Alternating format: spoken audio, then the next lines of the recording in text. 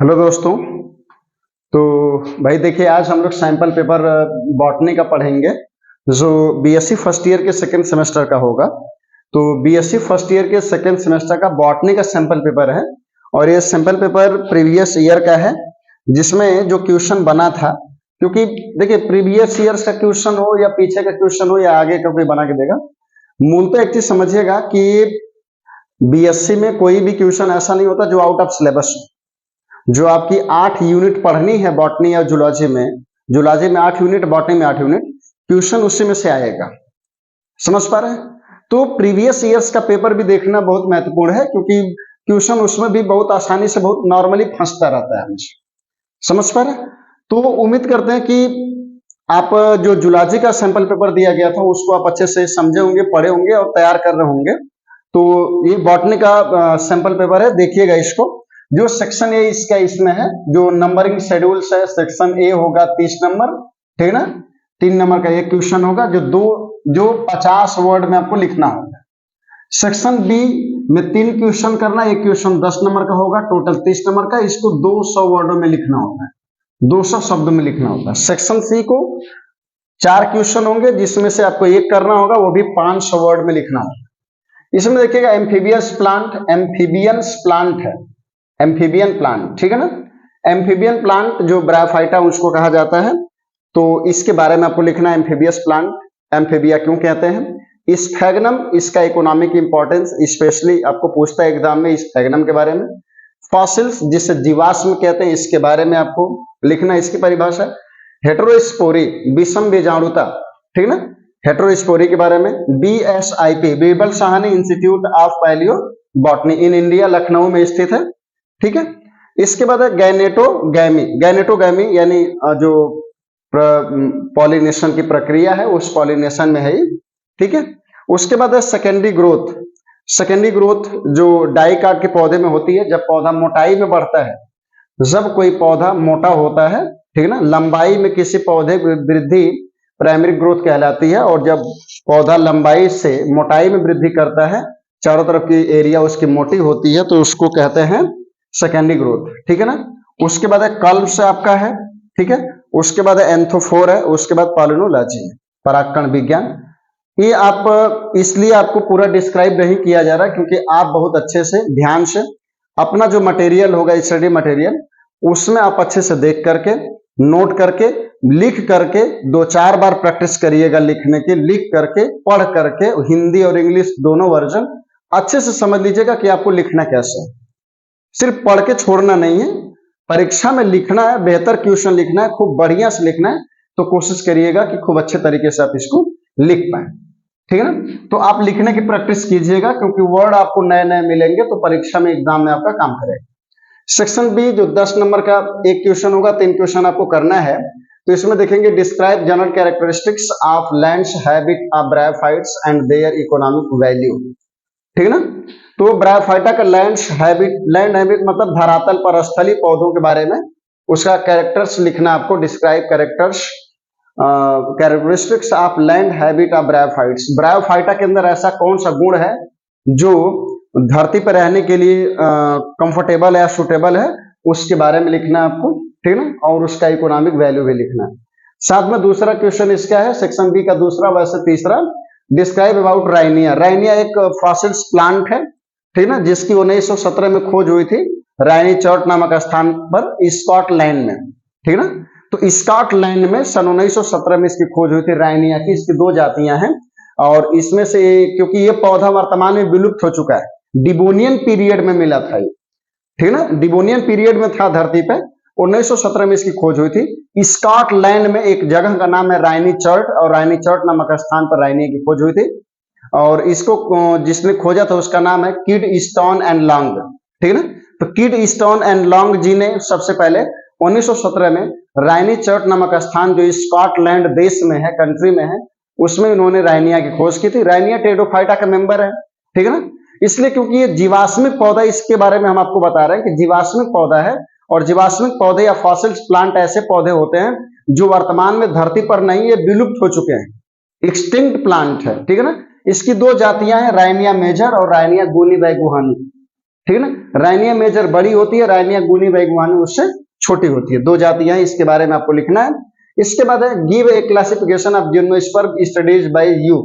इसका मतलब है कि आपको जिम्नोस्पर्म का क्लासिफिकेशन लिखना है जो आपने अपनी बुक में पढ़ा है अपने टीचर से या खुद की स्टडी सेल्फ स्टडी से आपने पढ़ा है जो क्लासिफिकेशन, उसके बारे में लिखना है।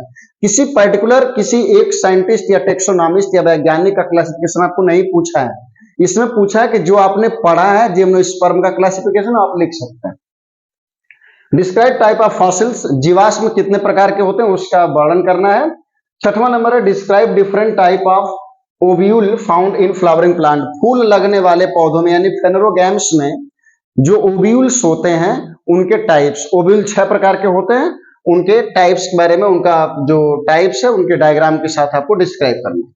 सातवां हो गया describe about meristem found in plant, पौधों में जो मेरिस्मेटिक टिश्यू होता है, मेरिस्मेटिक टिश्यू का मतलब होता है विभाज्योतकी ऊतक, और विभाज्योतकी ऊतक पौधे के उस भाग में पाए जाते हैं जिस भाग में वृद्धि होती है, चाहे वो खुद तना हो, चाहे जड़ हो, चाहे पत्ती हो, चाहे फूल हो, चाहे फल हो, पौधे के उस भाग में होते हैं, एपिकल पोर्शन पर होते हैं, टॉप पोर्शन पर होते हैं जहां पे वृद्धि होती है। मेरिस्मेटिक का मतलब हो गया मेरिस्टेम, और मेरिस्टेम या मेरिस्मेटिक का मतलब हो गया कि ऐसे पौधे में टिश्यू जो विभाज्योतकी हैं, विभाजन बहुत तेजी से होता है उसमें, ठीक है ना, उनके बारे में। क्वेश्चन नंबर 8 है describe about different type of inflorescence found in flowering plant, फूल लगने वाले पौधों में इनफ्लोरेसेंस के टाइप्स को डिस्क्राइब करना है। इनफ्लोरेसेंस का मतलब होता है किसी किसी पौधे पर फूल लगने का जो क्रम होता है, कौनो फूल का डंठल है, जैसे पेड़ है, फूल लगत हो पर, तो ओकरे डंठलवा पर जो फूल लगे वाला क्रम होला ना, सिस्टमेटिक जो तरीका उसका होता है, उसी को कहते हैं इनफ्लोरेसेंस, पुष्प क्रम उसी को कहते हैं हिंदी में, ठीक है ना। तो उसके बारे में आपको उसका टाइप डिस्क्राइब करना है।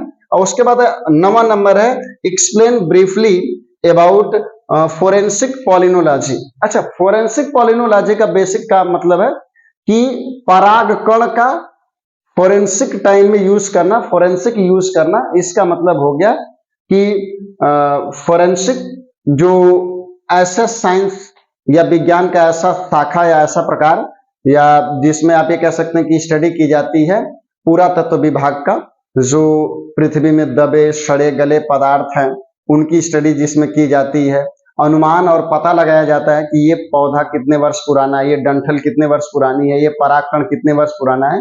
तो उसमें पॉलिनोलॉजी स्पेशली दिया हुआ कि पॉलिनोलॉजी का फोरेंसिक में जो स्टडी की जाती है उसके बारे में आपको एक्सप्लेन करना है कि फोरेंसिक पॉलिनोलॉजी होती क्या है। पॉलिनोलॉजी का मतलब होता है परागकण विज्ञान, ठीक है ना, और फोरेंसिक का मतलब हो गया पुरातात्विक विभाग का जो स्टडी किया जाता है, ठीक है ना, उसके बारे में। तो ये था आपका सेक्शन बी। इसके बाद हम देखेंगे सेक्शन सी का क्वेश्चन।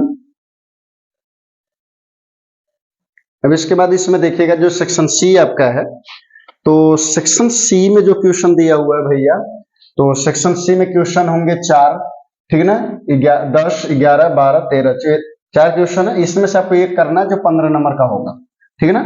लेकिन ये ध्यान दीजिएगा कि इसको 500 वर्ड में आपको लिखना है, और कम से कम आप 500 वर्ड में लिखेंगे इसको तो बढ़िया नंबर मिलेगा। मतलब 10 में से आपको 12, 13 या 10, 15 में से कम 10, 11, 12 नंबर आपको मिल जाएगा तब जब आप 500 वर्ड में बढ़िया से लिखेंगे, ठीक है ना।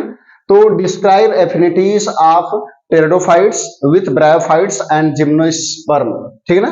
अब आपको क्या करना है कि समानता लिखनी है, टेरिडोफाइटा, ब्रायोफाइटा और जिम्नोस्पर्म में समानता क्या होती है, ठीक है ना, एफिनिटीज उसके बारे में लिखना है। उसके बाद क्वेश्चन नंबर 11 है, ठीक है ना, describe about geological time scale, जिसको कहते हैं भूगर्भ विज्ञान का समय सारणी, ठीक है ना। तो भूगर्भ विज्ञान के समय सारणी जियोलॉजिकल टाइम स्केल, ठीक है ना। जैव भौगोलिक समय सारणी भी आप कह सकते हैं। जैव भौगोलिक समय सारणी में आप देखेंगे कि जो आप Archaeozoic, Proterozoic, Palaeozoic, Mesozoic, Cenozoic वाला जो सिस्टम आपने पढ़ा है, उसके बाद अपने पीरियड पढ़ा, अपने इपोच पढ़ा है, ठीक है ना। तो इस सब के बारे में आपको स्टडी करनी है, मतलब इसके बारे में आपको लिखना है, जियोलॉजिकल टाइम स्केल के बारे में, ठीक है ना। उसके बाद क्वेश्चन नंबर 12 है describe different type of underground stem modification found in angiospermic crop, ठीक है ना। तो एंजियोस्पर्मिक जो पौधा होता है, जिम्नोस्पर्मिक नहीं, एंजियोस्पर्मिक, जो जिसमें डाइकाट मोनोकाट आता है, तो एंजियोस्पर्मिक प्लांट में, ठीक है ना, एंजियोस्पर्मिक प्लांट में देखना है कि अंडरग्राउंड मॉडिफिकेशन क्या होता है, मतलब वैसे तना जो जमीन के अंदर रूप बदलते हैं, जैसे आलू है, ठीक है। तो आलू क्या है, आलू कोई फल नहीं है, न बीज है, समझ पा रहे हैं, न जड़ है, वो तना है, लेकिन जमीन के अंदर है। तो जमीन के अंदर जो तना होता है उसे अंडरग्राउंड स्टेम कहते हैं, और जमीन के ऊपर जो तना होता है उसे स्टेम कहते हैं। तो इस आलू तना तो है, लेकिन आलू तना नहीं, अंडरग्राउंड है। तो इसका मतलब कि भूमिगत तना होता है, तना है। जहां पे अगर 4 विकल्प में तना ही विकल्प दिया हो तो विकल्प सही होगा, लेकिन अगर विकल्प में तना और भूमिगत तना दिया हो तो भूमिगत तना सही होगा, क्योंकि वो जमीन के अंदर होता है। तो ऐसे ही मॉडिफिकेशन है कि कौन कौन से ऐसे पौधे हैं जिनमें तना जमीन के अंदर जाकर के रूप बदला हुआ है या उसका मॉडिफिकेशन हो, उसके बारे में। इसके बाद describe double fertilization and its use in flowering plants, ठीक है ना, यूजेज इन फ्लावरिंग प्लांट्स। इसका मतलब हो गया कि डबल फर्टिलाइजेशन यानी दोहरा निषेचन एंजियोस्पर्म प्लांट में होता है, कैसे होता है, किस तरह से होता है, उसका फायदा क्या है, इसके बारे में आपको डिस्क्राइब करना है, ठीक है ना। उम्मीद करते हैं कि सेक्शन ए बी सी लगभग आप पढ़े भी हैं और आपको समझ में आ भी रहा होगा। तो जो आपके पास स्टडी मटेरियल है, आप उससे सभी क्वेश्चंस को अच्छे से रिवाइज कर लें, दोहरा लें, और इसको जितना बढ़िया से आप लिखेंगे उतना ही बढ़िया से तैयार होगा, ठीक है ना। सिर्फ पढ़ लेने से याद नहीं होने वाला, इसको आप लिखना पड़ेगा। आप लिखेंगे इसको, जब तक इसको तो 4 पेज 5 पेज तक आप नहीं लिखेंगे तो आपका कंप्लीट नहीं हो पाएगा, ठीक है ना। इसलिए उम्मीद करते हैं कि कम से कम इनको ठीक ठाक लिखा जाए, और ठीक ठाक जब आप लिखेंगे तो एक ठीक ठाक हैबिट और ठीक ठाक वर्ड मिल जाएंगे आपको। जब वर्ड बढ़िया मिलेंगे तो फिर आपको लिखने में एग्जाम में कोई दिक्कत नहीं होगी। बहुत बहुत धन्यवाद आप लोगों को।